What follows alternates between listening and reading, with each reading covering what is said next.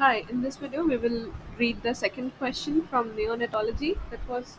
That is a PYQ. A 4-day-old home delivered boy, weight is 13,1350 grams. Gestational week is 36 weeks, is brought to you with abnormal body movements and not accepting of feeds. The child is cold to touch and a capillary filling time is 5 seconds. Discuss the diagnosis management of this child. So, what is the diagnosis? He is late preterm with very low birth weight. He is suffering from late onset sepsis. Okay, because the baby is 4-day old. Why late onset sepsis? Because early onset sepsis for the diagnosis which should be made within 72 hours, and 4-day it is more than 72 hours with septic shock and possible meningoencephalitis. Let's see investigations. What we have to do is discuss the diagnosis and management of this child. Fine. So, what investigations? We have to find the evidence of infection, culture from a normally sterile site, blood, CSF, or urine, demonstration of microorganism in the tissue or a fluid, molecular detection like the blood, urea, or the CSF, and maternal or neonatal serology like syphilis or toxoplasmosis. We should look for the evidence of inflammation like leukocytosis or increased immature or total neutrophil count ratio, acute phase reactant proteins like the C-reactive protein, erythrocyte sedimentation rate, procalcitonin, cytokines, interleukin 6, interleukin B, and the tumor necrosis factor. Pleocytosis in the CSF or the synovial or the pleural fluid. Disseminated intravascular coagulation is what? Fibrin degradation products, D-dimer, prothrombin, and partial thromboplastin.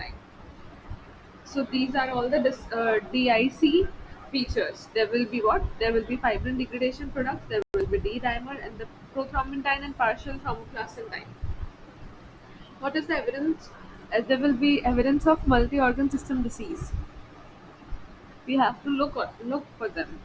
Like there will be metabolic acidosis, there will be pulmonary function, deranged renal function might be deranged like blood, urea, nitrogen, and creatinine values may be increased hepatic injury function or function may be deranged like bilirubin, alanine, aminotransferase, and AST, uh, aspartate aminotransferase, ammonia, prothrombin, and partial thromboplastin may be deranged. Bone marrow function like neutropenia, anemia, and thrombocytopenia may be seen.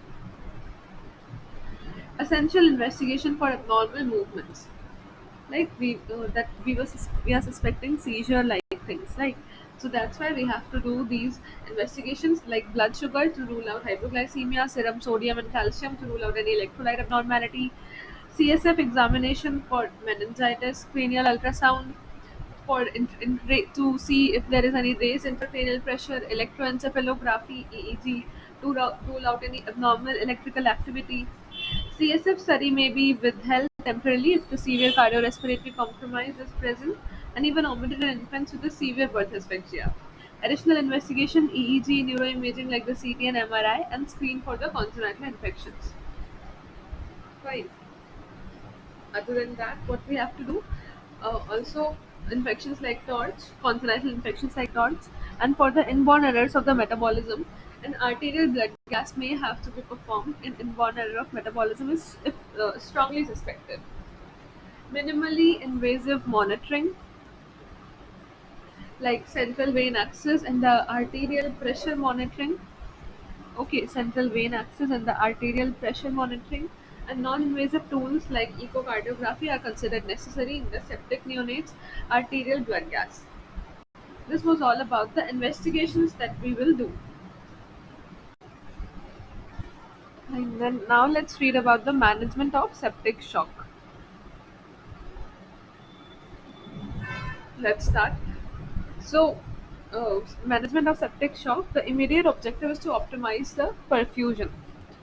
We have to firstly optimize the perfusion and delivery of oxygen and nutrients to the tissues.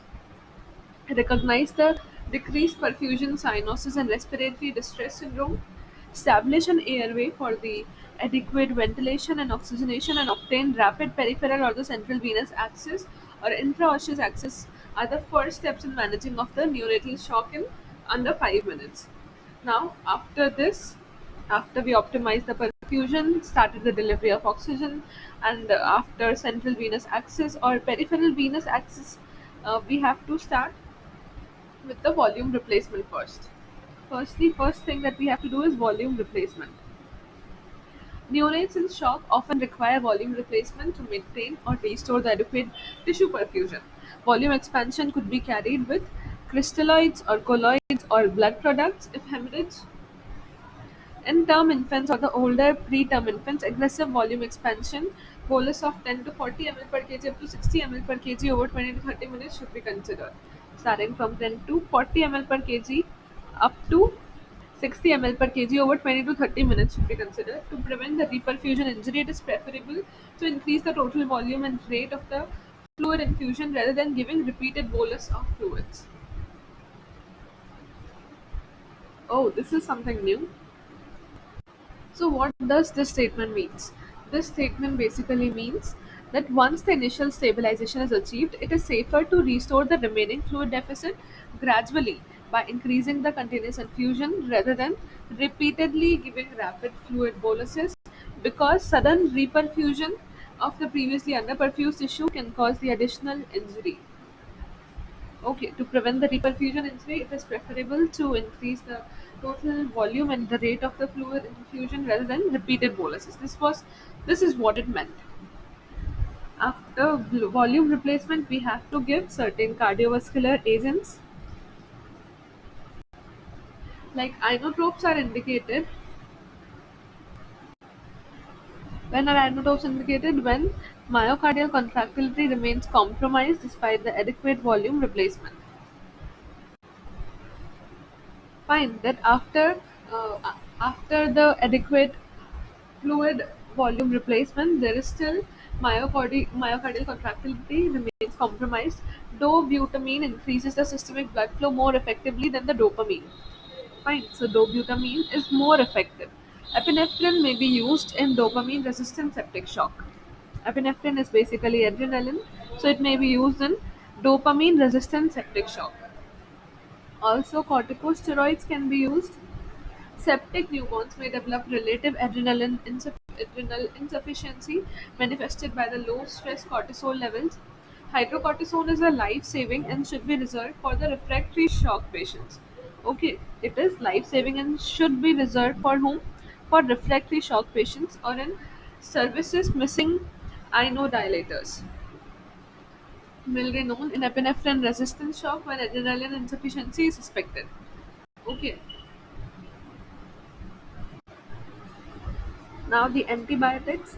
A term neonate or a late preterm infant less than 7 days of the age with the sepsis should be treated with ampicillin or gentamicin within 60 minutes.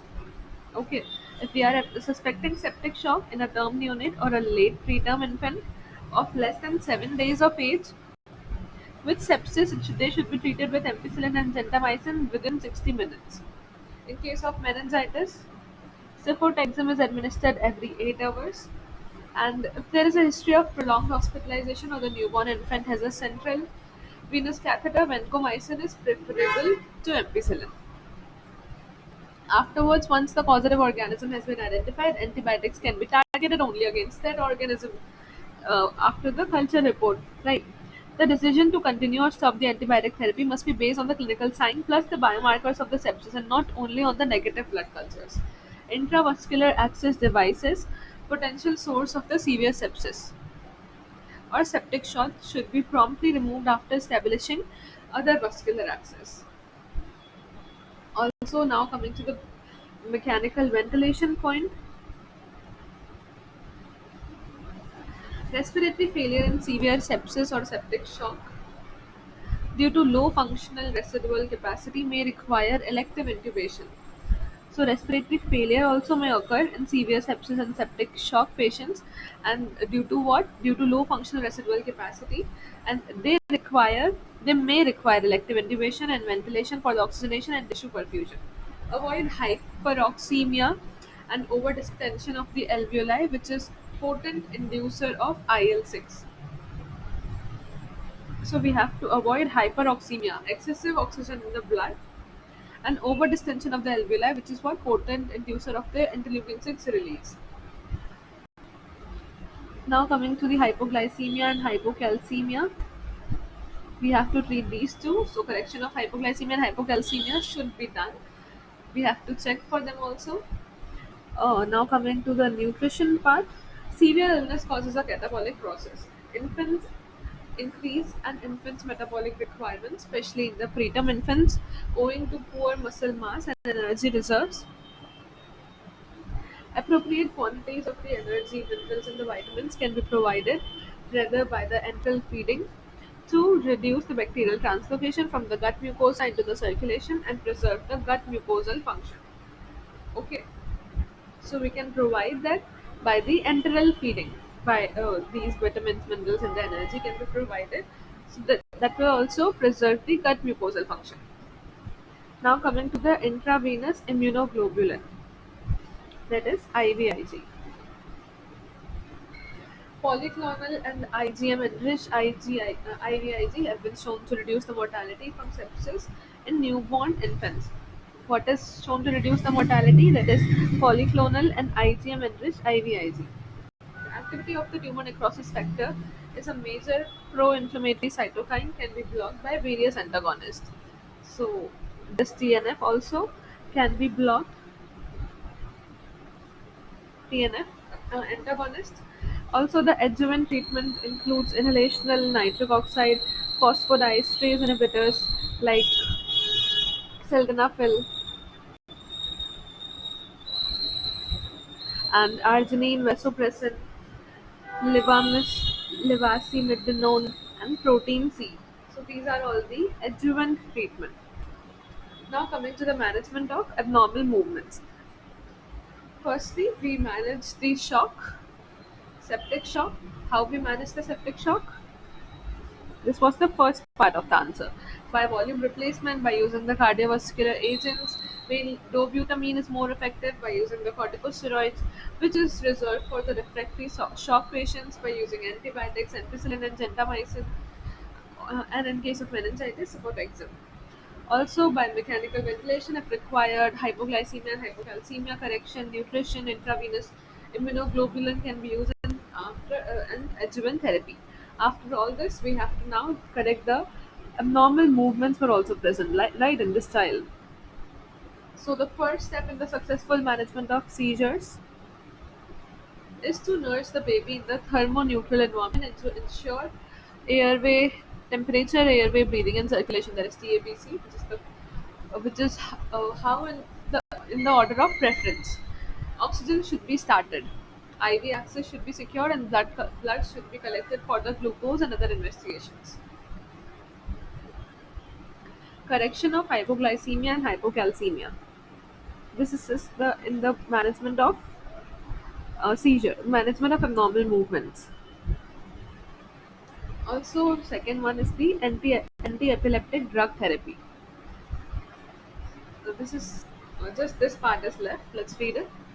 So correction of hypoglycemia and hypocalcemia. If the glucose text shows hypoglycemia, 2 ml per kg of 10% dextrose should be given as a bolus injection followed by a continuous infusion of 6 to 8 mg per kg per minute.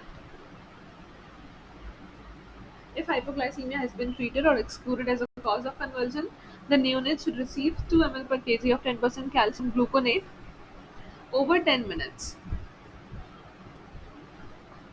If the serum calcium levels are suggestive of hypocalcemia, the newborn should receive calcium gluconate at the 8 ml per kg per day for 3 days.